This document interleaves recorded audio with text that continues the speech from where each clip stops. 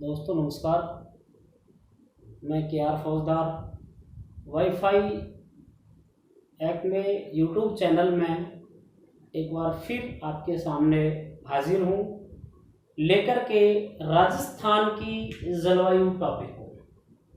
पिछले वीडियो में हमने राजस्थान की जलवायु का टॉपिक प्रारंभ किया था और उसमें हमने जलवायु के कारक पढ़े थे। जलवायु को प्रभावित करने वाले कारक पढ़े थे कि किन किन कारकों से जलवायु प्रभावित होती है। इसके बाद अब हम बात करते हैं कि राजस्थान की जलवायु की क्या विशेषताएं हैं, कितने प्रकार की जलवायु है ये भी पढ़ेंगे। कोपेन और थार्नवेट का वर्गीकरण है वो भी पढ़ेंगे। लेकिन राजस्थान की जो जलवायु है ऐसी क्या स्पेसिफिक बात है उसमें कि उसको हम अपने आप में अलग जलवायु मानते हैं, कहते हैं। तो इसके लिए हम देखते हैं क्या क्या विशेषताएं राजस्थान की जलवायु में पाई जाती है। तो नंबर 1, सबसे पहले यदि हम बात करते हैं तो राजस्थान की जलवायु में देखिए, जलवायु पीछे मैंने आपको जब जलवायु शब्द को एक्सप्लेन किया तो उसमें बताया था मैंने जलवायविक दशाएं, एक शब्द बोला था जलवायविक दशाएं। और इस जलवायविक दशाओं के अंतर्गत मोस्टली मैंने नाम लिया था तापमान, वर्षा और वनस्पति का।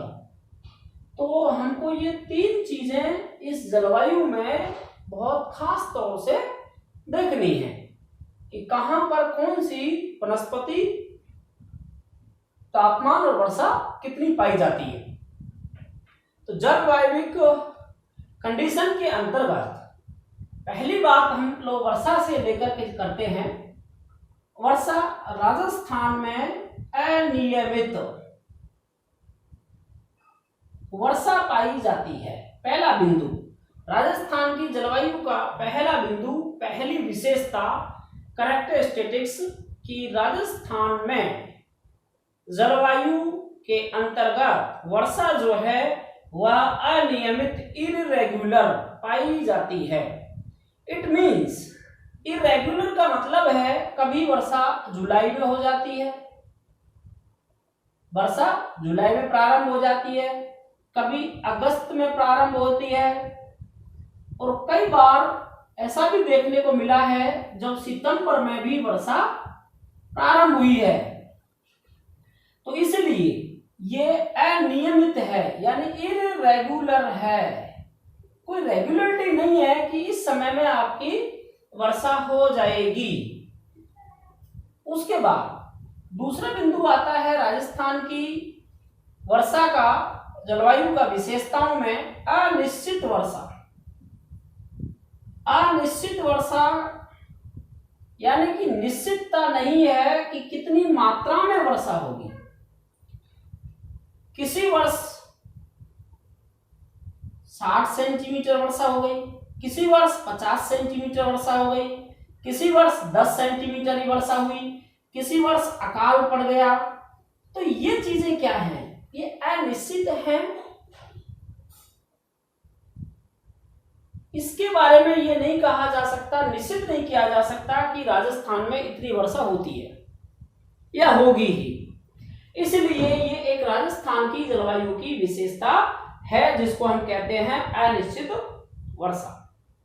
उसके बाद बिंदु नंबर 3 लेते हैं तापमान से संबंधित। तापमान से संबंधित, तो तापमान की अगर अपन बात करें तो राजस्थान में जो तापमान है उसकी भी विभिन्नता पाई जाती है। तापमान की विभिन्नता, कैसे विभिन्नता पाई जाती है? राजस्थान के जो पश्चिमी जिले हैं, इन पश्चिमी जिलों में खूब ज्यादा तापमान होता है, तापमान की मात्रा बहुत ज्यादा होती है। इसके अलावा कई ऐसे जिले हैं जैसे राजसमंद है, उदयपुर है या सिरोही है, यहां इसकी अपेक्षा तापमान कम पाया जाता है। और इस प्रकार से एक ही प्रदेश में अलग अलग जिलों में अलग अलग प्रकार की तापमान की मात्रा पाई जाती है तो यह तापमान की विभिन्नता कहलाती है, जो राजस्थान की एक जलवायु की विशेषता में शामिल किया जाएगा। बिंदु नंबर 4 की अगर अपन बात करें तो आर्द्रता की मात्रा में भिन्नता। आर्द्रता की मात्रा में विभिन्नता। देखिए, जब तापमान जो है कहीं कम होगा, कहीं ज्यादा होगा, तो फिर उसका इवेपोरेशन जो होगा वो भी अलग अलग होगा। जब तापमान ज्यादा होगा तो वहां आर्द्रता ज्यादा होनी चाहिए, इवेपोरेशन ज्यादा होना चाहिए, लेकिन ये चीज फिर डिपेंड करेगी वनस्पति पर। तो अगली विशेषता हो जाएगी वनस्पति की विभिन्नता। वनस्पति की विभिन्नता। वनस्पति की विभिन्नता। तो वनस्पति की विभिन्नता, आर्द्रता की जो मात्रा है वो हर एक महीने में भी अलग अलग होती है और स्थान पर भी अलग अलग होती है। पश्चिमी शुष्क मरुस्थल की बात करते हैं तो आर्द्रता बहुत कम होती है, जबकि दक्षिणी पूर्वी राजस्थान की बात करते हैं तो आर्द्रता की मात्रा, ह्यूमिडिटी ज्यादा होती है। इसीलिए राजस्थान की ये जलवायु की विशेषता पाई जाती है। अगली विशेषता, अपन वनस्पति की बात कर रहे थे, तो वनस्पति भी, क्योंकि वनस्पति भी जलवायु को निर्धारित करने वाला एक प्रमुख कारक है। अगर आपसे ये पूछा जाए कौन कौन से कारकों से जलवायु प्रभावित होती है, तो पीछे मैंने आपको बताया था। और यहाँ जलवायु में क्या शामिल होता है, तो तापमान, वर्षा और वनस्पति। तो वनस्पति यहाँ शुष्क मरुस्थल में वनस्पति की मात्रा बहुत कम है और यहाँ मात्रा जो है वो अपने थोड़ी ठीक ठाक है। इसलिए वनस्पति की मात्रा भी हमारे यहाँ क्या पाई जाती है, अलग अलग पाई जाती है। अगली विशेषता है अतिवृष्टि। अतिवृष्टि। हालांकि ऐसे उदाहरण बहुत कम मिलते हैं कि राजस्थान में अतिवृष्टि हुई हो, परंतु फिर भी कभी कभी ऐसा होता है या कहीं कहीं ऐसा होता है कि जहां अतिवृष्टि हो जाती है और बहुत ज्यादा पानी हो जाता है, वर्षा भी हो जाती है। फॉर एग्जाम्पल, कवास बाड़मेर में एक बार बाढ़ आई थी, बहुत खतरनाक बाढ़ आई थी, लोगों को यहां से विस्थापित करना पड़ा था, गांव खाली कर दिए गए थे। तो कवास बाड़मेर, एक बार का मतलब 2006 के आसपास, 2006 में जो कवास गांव के अंदर, बाड़मेर के अंदर बाढ़ आई थी, तो इसका कारण क्या था, अतिवृष्टि। दूसरी बात, इसके लिए एक ऑपरेशन चलाया गया था, उस टाइम नाम था ऑपरेशन पीलू। तो ऑपरेशन पीलू का संबंध किससे है, अतिवृष्टि के कारण कवास के अंदर जो प्रतिस्थापन किया गया था गांव का, उससे संबंधित है ऑपरेशन पीलू। अब अगली विशेषता इसके अपोजिट होती है, जिसको हम कहेंगे अनावृष्टि। अब ये शब्द भी अपने समझने को मिल रहे हैं कि अनावृष्टि क्या होती है, अतिवृष्टि क्या होती है। कई बार हम इन शब्दों में अटक जाते हैं स्टूडेंट, अतिवृष्टि अनावृष्टि में क्या अंतर है। तो ये समझ लें, ज्यादा वर्षा होना क्या कहलाता है, अतिवृष्टि कहलाता है, और जब वर्षा बिल्कुल नहीं हो तो उसे कहते हैं अनावृष्टि। तो अनावृष्टि का मतलब है सूखा या अकाल, सूखा या अकाल। तो देखिए, ये तो राजस्थान की एक बहुत बड़ी विशेषता है, अकाल पड़ना। राजस्थान में अकाल पड़ना तो एक सामान्य सी बात है। हर तीसरे वर्ष में यहाँ ऐसा कहा जाता है कि अकाल पड़ जाता है। राजस्थान के अंदर अकाल एक सामान्य बात है और यहाँ हर तीसरे वर्ष में तीजो करियो आठवो काल, यानी कि तीसरा जो वर्ष होता है उसको कहते हैं अर्ध अकाल का समय, और आठवां जो वर्ष होता है वो होता है पूर्ण का अकाल का समय। एक कहावत भी प्रचलित है, तीजो कुरियो आठवो काल, तीजो कुरियो आठवो काल, आठवो काल यानी अकाल, तीजो कुरियो आठवो काल, पग पुगड़ धड़ कोटड़ो उद्रज बीकानेर। तो पग जो पैर हैं, इस अकाल के पग, पुंगल एक प्लेस है बीकानेर में, पग पुगड़ धड़ कोटड़ो जोधपुर के अंदर उसका अकाल का एक जो पैर है वो पुंगल में होता है, धड़ यानी जोधपुर, पग पुगल धड़ कोटड़ो उदरज बीकानेर, और पेट जो है वो क्या माना गया है, बीकानेर। तो ये कहावत ऐसी प्रचलित है अकाल के बारे में, पग पुगल धड़ कोटड़ो उदरज बीकानेर, ठीक है। और तीजो क्रियो आठवो काल, तो ये कहावतें हैं। तो इनसे संबंधित ये है कि राजस्थान में अनावृष्टि होती रहती है। देन उसके बाद में तो अनावृष्टि आपकी समझ आई होगी, अर्थात सूखा पड़ना, अकाल पड़ना क्या कहलाता है, अनावृष्टि कहलाता है। नेक्स्ट अगली विशेषता की बात करते हैं। राजस्थान की एक जलवायु की विशेषता है अल नीनो। अल नीनो, कई बार स्टूडेंट इस शब्द को लेके बड़े कंफ्यूज रहते हैं, क्या होता है अल नीनो, और इसके साथ में दूसरा होता है ला नीनो। ला नीनो, कंपटीशन की तैयारी करते करते वर्षों निकल जाते हैं, लेकिन कई स्टूडेंट्स को ये शब्द ही नहीं समझ में आते हैं, ला नीनो क्या है और अल नीनो क्या है। तो ला नीनो का संबंध और अल नीनो का संबंध आज अच्छे से समझें आप। अल यानी आग, समझाने के लिए केवल, और आग कैसी होती है, गर्म। और गर्म जब यानी कि ज्यादा गर्मी पड़ती है, तापमान में जब वृद्धि होती है, तो इस अल नीनो के कारण भारतीय जो मानसून है वो कैसा पड़ जाता है, कमजोर। ये प्रश्न आपको ध्यान रखना है। अल नीनो का भारतीय मानसून या राजस्थान की जलवायु पर क्या प्रभाव पड़ता है, तो ये प्रभाव पड़ता है अल नीनो से तापमान बढ़ जाता है, किसका, राजस्थान का नहीं, पेरू की धारा का। वर्ल्ड ज्योग्राफी में पढ़ाएंगे आगे धाराएं। पेरू की धारा का तापमान बढ़ जाता है, और इस तापमान बढ़ने से भारतीय मानसून, इंडियन मॉनसूनल सिस्टम क्या हो जाता है, कमजोर हो जाता है, अतः वर्षा कम होती है। तो जब जिस वर्ष में अल नीनो होता है, 3 से 5 वर्ष के बीच में अल नीनो आता है, तो इसका संबंध कुछ इस अकाल से भी लग रहा होगा आपको, 3 से 5 ये देखो। तो इसका कारण ये भी है अल नीनो, और वैज्ञानिक धारणा में उसको अल नीनो कह रहे हैं, और उसको अपन अनावृष्टि सामान्य भाषा में कह रहे हैं।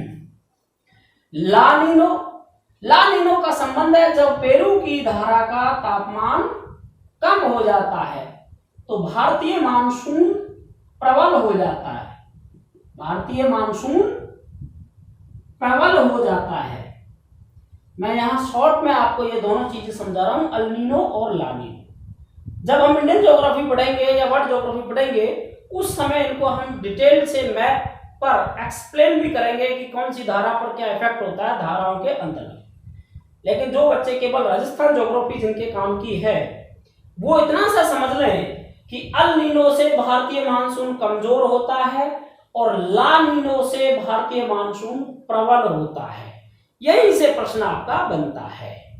नेक्स्ट, तो इसका प्रभाव राजस्थान की जलवायु पर भी पड़ता है। भारत में से अलग तो नहीं है राजस्थान, तो अलग नहीं है, तो इसलिए इसका प्रभाव भी यहां पर पड़ेगा या पड़ता है। आगे अगर अपन बात करते हैं, तो राजस्थान की जलवायु में वर्षा की अपन बात कर रहे थे पीछे, वर्षा अपन ने हटा दिया, तो वर्षा की अपन बात कर रहे थे, अनावृष्टि और वृष्टि की। अब ये वर्षा है, तो ये वर्षा कब होती है, वर्षा काल में। वर्षा काल में होती है या मानसून काल में होती है, भूगोल में कहते हैं मानसून काल। अब ये मानसून काल हमेशा तो रहता नहीं है, जब मानसून काल का अंतिम समय होता है तो इसे कहते हैं मानसून का प्रत्यावर्तन। मानसून का प्रत्यावर्तन, प्रत्यावर्तन शब्द का अर्थ होता है लौटना।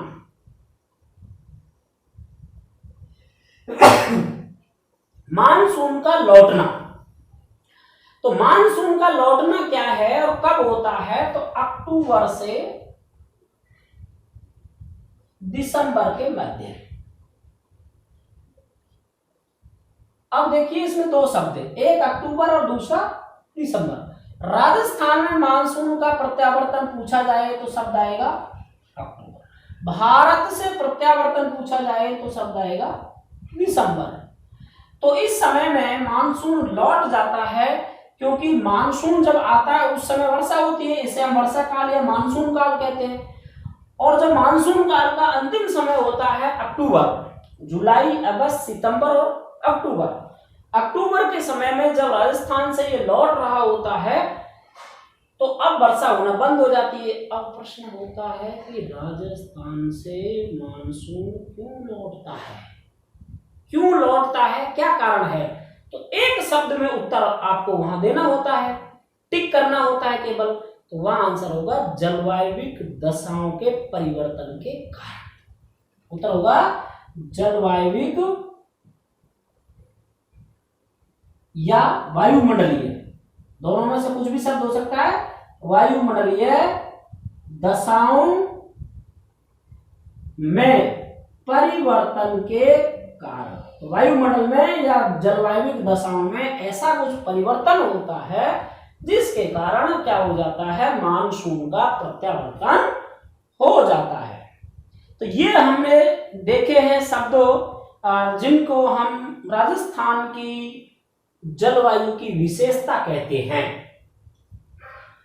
पूछा जाता है राजस्थान की जलवायु की निम्न में से कौन सी विशेषता नहीं है, तो आप देख लेंगे कौन कौन सी विशेषता है। तो हमने देखा एक नंबर अनावृष्टि, क्रम आगे पीछे हो सकता है कोई बात नहीं, अनावृष्टि, अतिवृष्टि, वनस्पति की मात्रा में अंतर। दूसरा तापमान, तापमान की बात करें तो कहीं तापमान अधिक है और कहीं तापमान कम है, तो तापमान में विभिन्नता या तापमान के जो अलग अलग जिले हैं उनमें तापमान का अंतर पाया जाना। इसके अलावा आपने देखा मानसून का प्रत्यावर्तन, इसके अलावा आपने देखा अल्नीनो, इसके अलावा आपने देखा लानिनो। तो ये सब शब्द, आर्द्रता की कमी, ये सब शब्द आपको उस समय परीक्षा में याद रखने चाहिए। इतना अगर आप डिटेल से और कंसंट्रेट होकर पढ़ते हैं तो मैं समझता हूं ऐसी कोई परीक्षा नहीं है जिसमें आपको कोई क्वेश्चन गलत हो जाए। आप अपनी मेहनत ईमानदारी से कीजिए, ईमानदारी से ही आपको रिजल्ट मिलेगा, परिणाम मिलेगा। हम क्या है, शॉर्ट एंड स्वीट के चक्कर में रहते हैं, और ज्यादा शॉर्ट होता है और ज्यादा स्वीट होता है, वो नुकसान करता है। छोटा होगा, ओछा आदमी जिसको कहते हैं, कहावतें भी है, ओछा आदमी कभी पार नहीं पटकता, तो ओछी पढ़ाई कैसे पार पटकेगी। इसके अलावा स्वीट, स्वीट मिठाई, और मिठाई तो वैसे ही आपको पता है शुगर कर देती है, तो ज़्यादा मीठा खाओगे तो शुगर हो जाएगा, बीमारी हो जाएगी, तो आपको बीमारी हो जाती है। ऐसा पढ़ा दो साहब, परीक्षा में सीधा ही आ जाता है। परीक्षा में सीधा आएगा लेकिन आपको विस्तृत रूप से पढ़ना पड़ेगा, कंसेप्चुअल रूप से पढ़ना पड़ेगा, और ध्यान एकाग्रता से पढ़ना पड़ेगा, धैर्य से पढ़ना पड़ेगा। लॉकडाउन है तो इसका मतलब ये नहीं है कि परीक्षा नहीं होगी, परीक्षा तो होगी, 2 दिन आगे हो या 2 दिन पीछे। इन परीक्षाओं के लिए आपको तपना पड़ेगा, घर बैठ के पढ़ो, इससे ज़्यादा क्या चाहिए आपको। कितने किस्मत वाले पर्सन हैं आप जो विभिन्न प्रकार के यूट्यूब चैनल जिनमें एक वाईफाई एक में भी आपकी सेवा कर रहा है, घर बैठ के पढ़ रहे हो। तो इतने सुविधा जब आपको मिल रही है तो आप इस 2 महीने, 2.5 महीने, 3 महीने का जो लॉकडाउन का समय है, और नहीं भी हो लॉकडाउन तो भी क्या फर्क पड़ता है, हमको रेगुलरिटी रखनी है, नियमितता रखनी है। परीक्षा हमारे धैर्य की परीक्षा होती है। तो हालांकि ज्ञान आपके अंदर खूब है, आप भी सब समझदार पर्सन हैं, मैच्योर हैं। मैच्योरिटी कहाँ लगाते हो वो तो आप जानो। किताबों में लगाते हो, खाने में लगाते हो, सोने में लगाते हो और कहीं दूसरी जगह लगाते हो, तो वो आपका मैटर है। मैच्योरिटी का उपयोग करें। परिपक्वता आपके अंदर आ चुकी है, बाल्यावस्था के बालक नहीं हो। आपको रोज कहने की घर वालों की भी आवश्यकता नहीं है और हमारी भी आवश्यकता नहीं है। ठीक है सर। तो ये बिंदु अपन ने पढ़े जिनको हम कह सकते हैं राजस्थान की जलवायु की विशेषता है।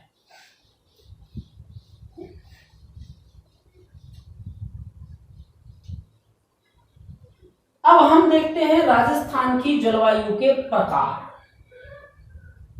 की अपन बात करते हैं। इससे पहले आप थोड़ा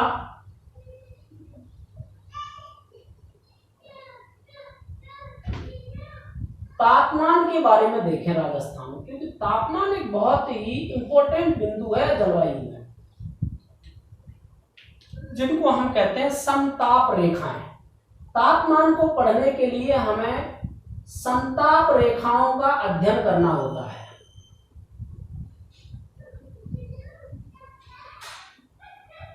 इनको हम आइसोथर्म कहते हैं। तापमान समताप रेखाओं को इंग्लिश में या भूगोल में आइसोथर्म कहा जाता है। अब इन आइसोथर्म के बारे में थोड़ा सा देखेंगे। दूसरा इंपॉर्टेंट है वर्षा। तो इन वर्षा समवर्षा रेखा,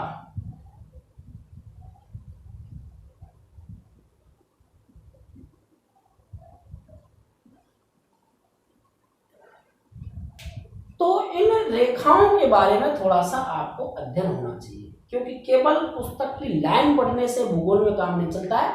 मानचित्र का ज्ञान होना, तथ्यों का ज्ञान होना, फैक्ट का ज्ञान होना, तरीके का ज्ञान होना, सिस्टम का ज्ञान होना बहुत आवश्यक है। तो मैं आपको दिखाने का प्रयास करूंगा थोड़ा, क्योंकि इस चैप्टर में ऐसा बिंदु है जो आप भी थोड़ा ध्यान से देखने का प्रयास करना।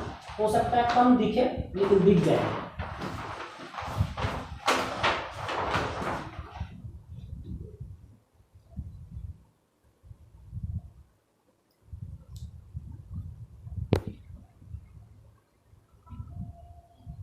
जी देखिए, तापमान की अगर अपन बात करते हैं पहले, तो ये राजस्थान के मानचित्र में सबसे पहले आप देखेंगे इस चीज को। ये रेड लाइन की जो डॉट बनी हुई है, मैं बोल रहा हूं अगर आपको नहीं दिख रहा हो तो, रेड लाइन की जो डॉट बनी हुई है, ये रेड लाइन की डॉट जनवरी के महीने की तापमान रेखाएं हैं या समताप रेखाएं हैं या आइसोथर्म है। और जो ब्लू लाइन आपको अगर दिख रही हो तो ये आपकी जून की रेखा है। तो मैं ब्लू को तो ब्लू से बना देता हूं एक बार थोड़ा। तो ये आपकी रेखा हो गई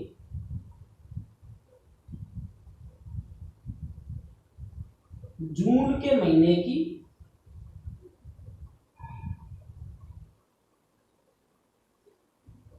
रेखा है, नीले पेन से जो मैंने बनाई। अब इनका नंबर पढ़ ले आप। देखिए, यहां से यहां तक ये जो लाइन है ये है 42 डिग्री सेल्सियस जून महीने में। इसका मतलब यहां इस क्षेत्र में जो तापमान रहता है वो 42 डिग्री सेल्सियस तापमान रहता है इस उत्तर वाले भाग में। नेक्स्ट, उसके बाद में अगर अपन बात करते हैं कि ये वाली लाइन, तो ये वाली लाइन है 40। तो ये वाला जो क्षेत्र है ये 40 डिग्री सेल्सियस तापमान बताता है। उसके बाद इसके जस्ट नीचे वाली ये वाली जो लाइन है, ये वाला क्षेत्र ये 38 डिग्री सेल्सियस।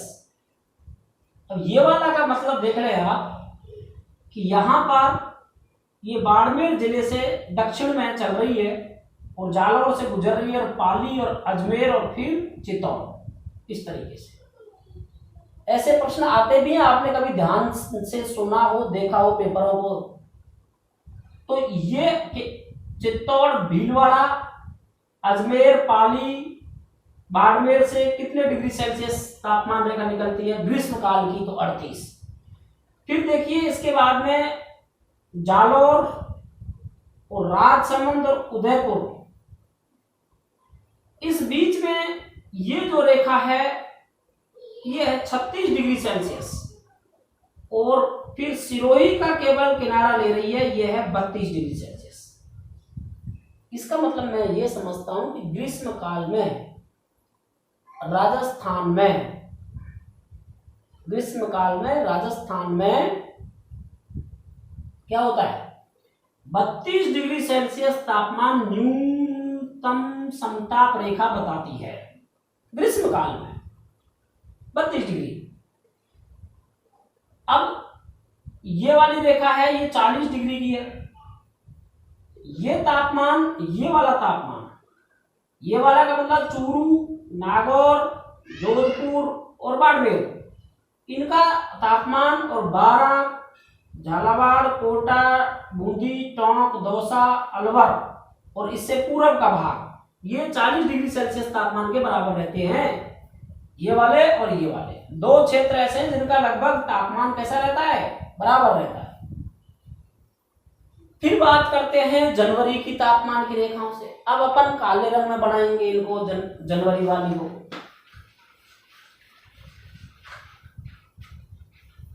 जनवरी वाली रेखाएं आप देखेंगे तो देखिए ये रेखाएं हैं आपकी 6 डिग्री सेल्सियस।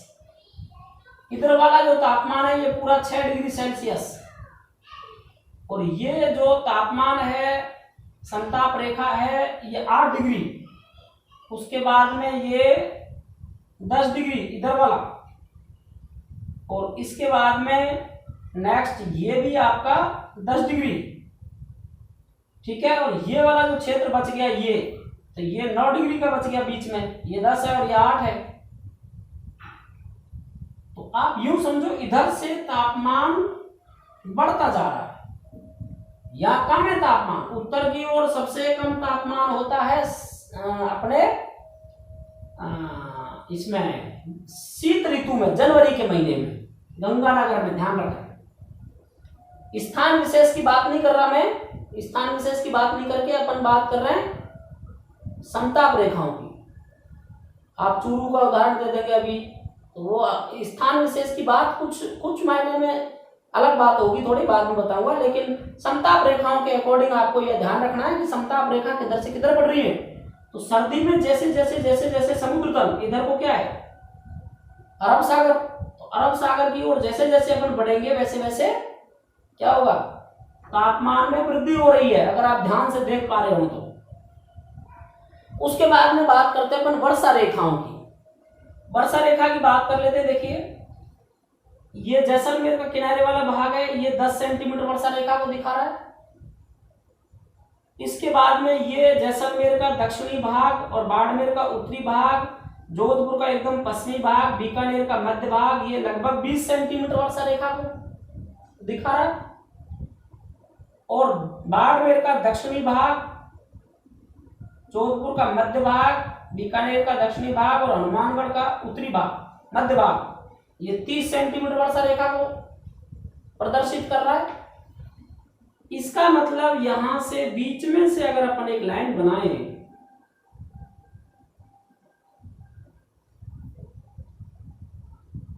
तो ये 25 सेंटीमीटर वर्षा रेखा है जो आपके काम की है।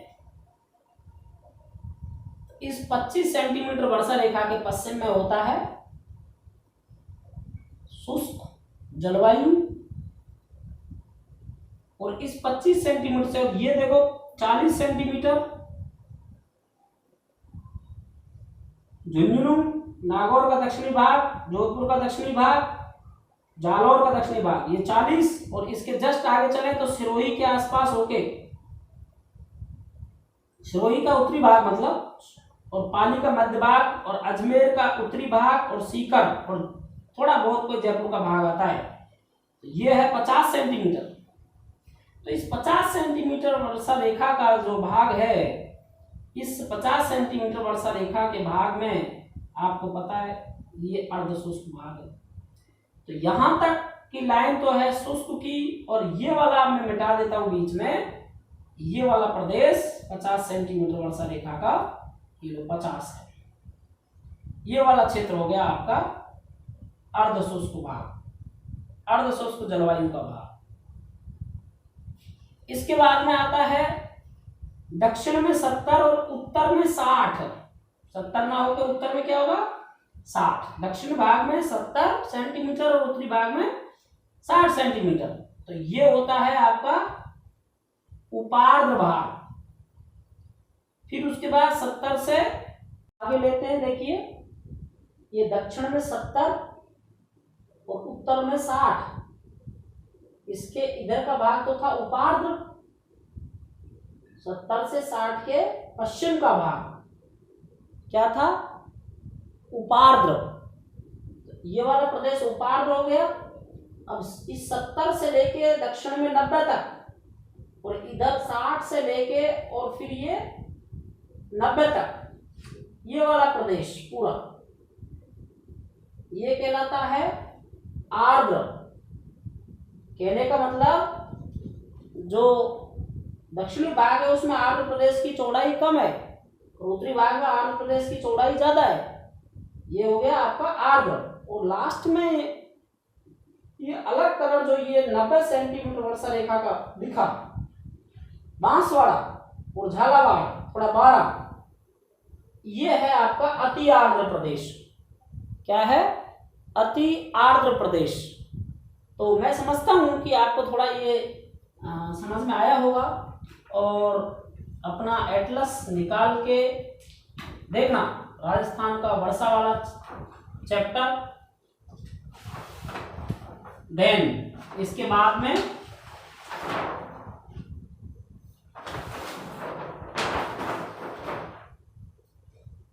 तापमान वाला चैप्टर।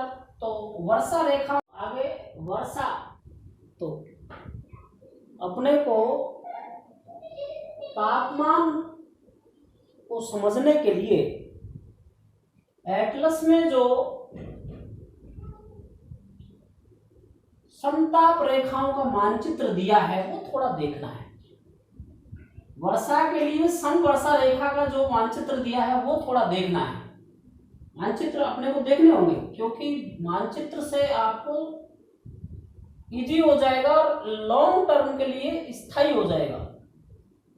अब मैं आपको थोड़ा सा बता देता हूं कि 0 से लेकर के या 10 से लेकर के 25 सेंटीमीटर वर्षा रेखा के क्षेत्र में जो भाग है उसको हम शुष्क जलवायु प्रदेश कहते हैं।